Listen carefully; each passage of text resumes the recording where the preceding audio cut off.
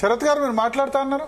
Yes, exactly. విషయం ఏంటంటే actually equities అని అంటారు. మాకు జడ్జిమెంట్ తర్వాత దాని ఫలితాలలో ఈక్విటీస్ అంటారు. ఇప్పుడు ఎవరైతే ఆల్రెడీ ప్రభుత్వం తీసుకున్న నిర్ణయాల ప్రకారంగా నిన్న డిక్లేర్ చేసినారో రిజల్ట్స్, వీళ్ళకు ట్రైనింగ్, తర్వాత వీళ్ళు పోయి డ్యూటీలో జాయిన్ అయిన తర్వాత వీళ్లను వినకుండా వీళ్లకు వ్యతిరేకంగా సుప్రీంకోర్టు గాని ఏ కోర్టు గాని తీర్పు ఇవ్వజాలదు.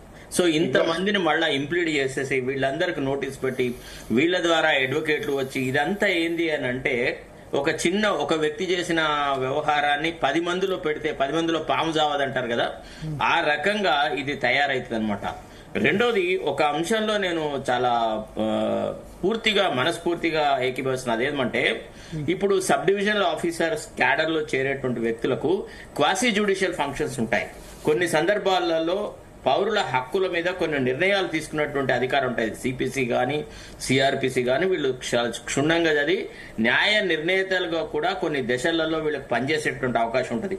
సో వీళ్ళ బెంట్ ఆఫ్ మైండ్, వీళ్ళ ఆలోచన సరళి, తర్వాత వీళ్ళ ఆర్టికులేషన్ పవర్, ఇవన్నీ చర్చించాలని అన్నప్పుడు మనకి ఇంటర్వ్యూ అనేది దోహదపడుతుంది. సరే, ఇంటర్వ్యూలో ఉండే మార్కులని మిస్యూజ్ చేసినారు, అనర్హులని పైకి తీసుకొచ్చిన అవన్నీ ఏమి జరిగినా గానీ ఒక చిన్న ఏదో ఎలుకల కోసం ఇల్లు గాలబెట్టుకున్నట్టుగా ఆ వ్యవస్థ ఉంది. ఇంటర్వ్యూస్ లేకపోవడం అనేది అయితే అసలు అది యాక్సెప్టబుల్ నార్మే కాదు.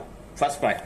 తర్వాత రెండోది, ఇప్పుడు ఏం జరుగుతుంది అనంటే అక్టోబర్ 15 నుంచి అడ్వకేట్ జనరల్ గారు కోఆపరేట్ చేయరు.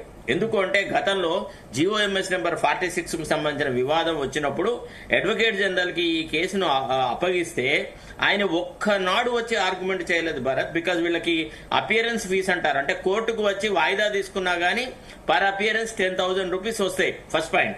రెండోది, ఇంతమంది అడ్వకేట్లను ఫేస్ చేసి ఆర్గ్యూ చేసేంత కాన్ఫిడెన్స్ కూడా ఆయనలో లేకపోవడం అనేది చాలా ప్రస్ఫుటంగా కనబడుతుంది. Is a hand picked person to be an advocate general. కాబట్టి ఏం చేస్తారంటే వాయిదాలు జరిగి వాయిదాల తర్వాత ఏమవుతుందంటే రియల్ ఇష్యూ గెట్స్ సబ్మర్జ్డ్, అంటే బెస్మర్జ్డ్ అనమాట. అసలు రియల్ ఇష్యూ పోయి ఇక ఇంతకాలం తర్వాత we don't want to reopen the whole issue అని చెప్పి అసలు మెరిట్స్ మీద డిస్కషన్ డిబేట్ ఏది జరగకుండా నాశనం అవుతుంది. ఇప్పుడు ఏదన్నా చెయ్యాలి అని అనుకుంటే, ఈ విద్యార్థుల తరఫున ఏదైనా న్యాయాన్యాయాలు చేయాలని అనుకుంటే ప్రధాన ప్రతిపక్షంగా బీఆర్ఎస్ ఒకళ్ళ నిజంగా కేటీఆర్ గనక చిత్తశుద్ధి ఉంటే ఇప్పుడు ఆయన ఏం చేయాలి? మొన్న డిస్క్వాలిఫికేషన్ కి అంతమంది సీనియర్ అడ్వకేట్లను వీళ్ళని పెట్టినాడు కదా, వాళ్ళ తరఫున ఎంతో రాజకీయం చేసినాడు కదా. మరి యువకుల తరఫున చేస్తే తప్పేంది? ఒక్కసారైనా వాళ్ళు చేసిన ఆ పాపాన్ని ప్రక్షాళనం చేసుకోండి. ఒక అవకాశం. ఇప్పుడు యూత్ ని మీరు బొందబెట్టినారు అనేది ఒక చెడ్డ పేరు తెచ్చుకునే కదా ఈనాడు వీళ్ళు ప్రభుత్వం నుంచి పోయింది.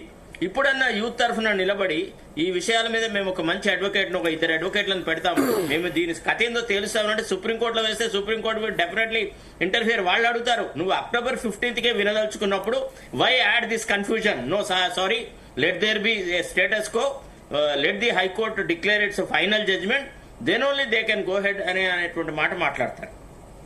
ఓకే, చరణ్ కౌశిక్ గారు, ఇప్పుడు అల్టిమేట్ గా